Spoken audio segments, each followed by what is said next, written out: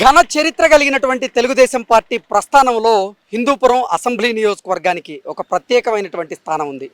Telugu Desam party ఆవిర్భవించిన నాటి నుంచి నేటి వరకు ఈ హిందూపురం అసెంబ్లీ నియోజకవర్గంలో జరిగినటువంటి అసెంబ్లీ ఎన్నికల్లో తెలుగుదేశం పార్టీ అభ్యర్థులు తప్ప ప్రత్యర్థులు గెలవలేదు అనడంలో ఎటువంటి అతిశయోక్తి లేదు. తెలుగుదేశం పార్టీ ఆవిర్భవించిన నాటి నుంచి నేటి వరకు ఇక్కడ తెలుగుదేశం పార్టీ బలపరిచినటువంటి అభ్యర్థులే ఘన విజయాన్ని సాధిస్తూ వచ్చారు.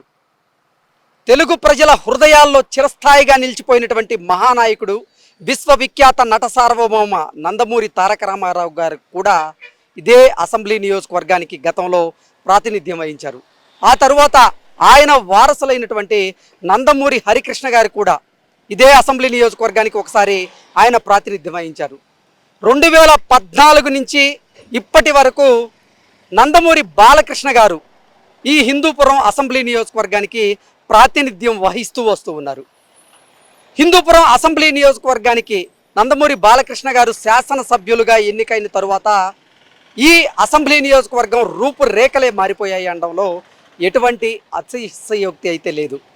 కారణం ఏంటంటే 2014 నుంచి 2019 మధ్యకాలంలో హిందూపురం అసెంబ్లీ నియోజకవర్గంలో అనేక అభివృద్ధి కార్యక్రమాలకి నందమూరి బాలకృష్ణ గారు శ్రీకారం చుట్టారు. అందులో భాగంగానే ఈ పట్టణ ప్రజల దాహార్తిని తీర్చేందుకు 194 కోట్ల రూపాయల వ్యయంతో ఇక్కడ శాశ్వత మంచినీటి పరిష్కారాన్ని అందిస్తూ వాటర్ ట్రీట్మెంట్ ప్లాంట్ని ఆయన ఏర్పాటు చేయడం జరిగింది.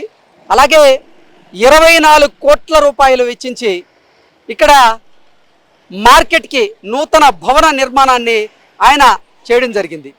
అలాగే 20 కోట్ల రూపాయలు వెచ్చించి మాతా శిశు వైద్యశాలని ఆయన నిర్మించడం జరిగింది. 4 కోట్ల రూపాయలను వెచ్చించి ఇక్కడ పశు సంరక్షణ కోసం కూడా వెటర్నరీ హాస్పిటల్ని ఆయన నిర్మించడం జరిగింది. దాంతోపాటుగా 120 కోట్ల రూపాయలు వెచ్చించి ఈ నియోజకవర్గం వారీగా ఉన్నటువంటి పేదలు ఎవరైతే ఉన్నారో వారి కోసం 2800 పక్కా ఇళ్లను నిర్మించి వారికి ఇవ్వడం జరిగింది.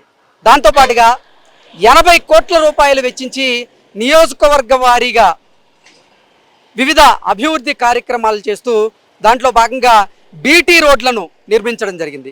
ఇక గ్రామాల్లో చూసుకున్నట్లయితే ఒక్కొక్క గ్రామంలో కూడా అక్కడ నీటి కోసం ట్యాంకర్లను ఏర్పాటు చేశారు. ఇలా నియోజకవర్గం వారీగా 18 కోట్ల రూపాయలు వెచ్చించి వివిధ గ్రామాల్లో వాటర్ ట్యాంకర్లను ఆయన ఏర్పాటు చేయడం జరిగింది. దాంతోపాటుగా గ్రామీణ ప్రాంతాలలో ఆయన సీసీ రోడ్లను నిర్మించారు, డ్రైనేజీ వ్యవస్థను ఏర్పాటు చేశారు. దాంతోపాటుగా అక్కడ శాశ్వతమైనటువంటి తాగునీటి ఏర్పాట్లను కూడా ఆయన చేయడం జరిగింది. ఇవన్నిటితో పాటుగా దళిత సోదరుల విన్నపం మేరకు మున్సిపాలిటీలో ఆయన 1.5 కోటి వెచ్చించి అంబేద్కర్ భవనాన్ని ఆయన నిర్మించడం జరిగింది. అలాగే 2వ పట్టణ పోలీస్ స్టేషన్ దానికోసం స్థలాన్ని కేటాయించి 50 లక్షల రూపాయలు దానికి వెచ్చించి నూతన భవనాన్ని అయితే నిర్మించడం జరిగింది. అలా 1 కాదు 2 కాదు, నియోజకవర్గంలో 2014 నుంచి 2019 మధ్యకాలంలో ఎన్నో అభివృద్ధి కార్యక్రమాలు ఇక్కడ చోటు చేసుకున్నాయి. అలాగే 2019 నుంచి 2024 మధ్యకాలంలో అంటే వైఎస్ఆర్సీపీ ప్రభుత్వ హయాంలో జగన్మోహన్ రెడ్డి ముఖ్యమంత్రిగా ఉన్నప్పటికీ ఈ నియోజకవర్గంలో బాలకృష్ణ గారు తన సొంత ఖర్చులతో తన తండ్రి గారైనటువంటి స్వర్గీయ నందమూరి తారక రామారావు గారి పేరు మీద ఎన్టీఆర్ ఉచిత ఆరోగ్య రథాన్ని ఏర్పాటు చేసి ఎవరైతే వైద్యం ఎవరికైతే భారంగా మారిందో వారి కోసం ఈ ఆరోగ్య రథాన్ని ఈ నియోజకవర్గంలో ఉన్నటువంటి అన్ని గ్రామాల్లో అలాగే పట్టణాల్లో ఉన్నటువంటి అన్ని వార్డుల్లో కూడా దాన్ని తిప్పుతూ 200 వ్యాధి నిర్ధారణ పరీక్షలు అక్కడ చేయిస్తూ ఉచితంగా మందుల పంపిణీ కూడా చేయించారు. అలాగే కరోనా కష్టకాలంలో కూడా తన సొంత డబ్బును వెచ్చించి ఇక్కడ పీపీ కిట్లను అలాగే కరోనా కిట్లను వారికి కావాల్సినటువంటి మందులను వెంటిలేటర్లను వీటన్నింటినీ కూడా ఏర్పాటు చేయడం జరిగింది. అలాగే మున్సిపాలిటీలో ఉన్నటువంటి ఈ ప్రభుత్వ ఆసుపత్రి ఏదైతే ఉందో ఆ ప్రభుత్వ ఆసుపత్రిలో 5 కోట్ల రూపాయలు వెచ్చించి డయాలసిస్ సెంటర్ని అయితే ఆయన ఏర్పాటు చేయడం జరిగింది. అంతకు ముందు వరకు ఇక్కడ ఎవరైతే కిడ్నీ వ్యాధిగ్రస్తులు ఉన్నారో వారు డయాలసిస్ చేయించుకునేందుకు బయటకు వెళ్ళి ఇబ్బందులు ఎదుర్కోవాల్సినటువంటి పరిస్థితి అయితే ఉండేది.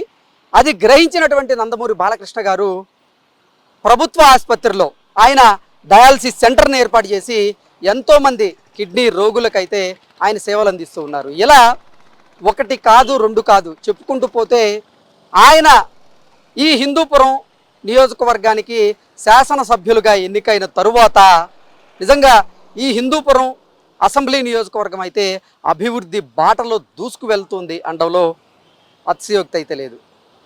ఇంత చేస్తున్నప్పటికీ వైఎస్ఆర్సీపీ నేత, వైఎస్ఆర్సీపీ అధికార ప్రతినిధి అయినటువంటి యాంకర్ శ్యామల గారు హిందూపురానికి వచ్చి బాలకృష్ణ గారి మీద అవాక్కులు చెవాక్కులు పేలుతూ అసలు నందమూరి బాలకృష్ణ గారు హిందూపురం అసెంబ్లీ నియోజకవర్గానికి ఎమ్మెల్యేగా ఉంటే ఎంత లేకపోతే ఎంత అంటూ ఆవిడ అనుచితమైనటువంటి వ్యాఖ్యలు చేసినటువంటి నేపథ్యంలో హిందూపురంలో ఉన్నటువంటి ప్రజలు అలాగే ఈ పట్టణంలో నివసిస్తున్నటువంటి ఎంతోమంది నిజంగా శ్యామల గారి వ్యాఖ్యలను అయితే ఖండిస్తూ ఉన్నారు.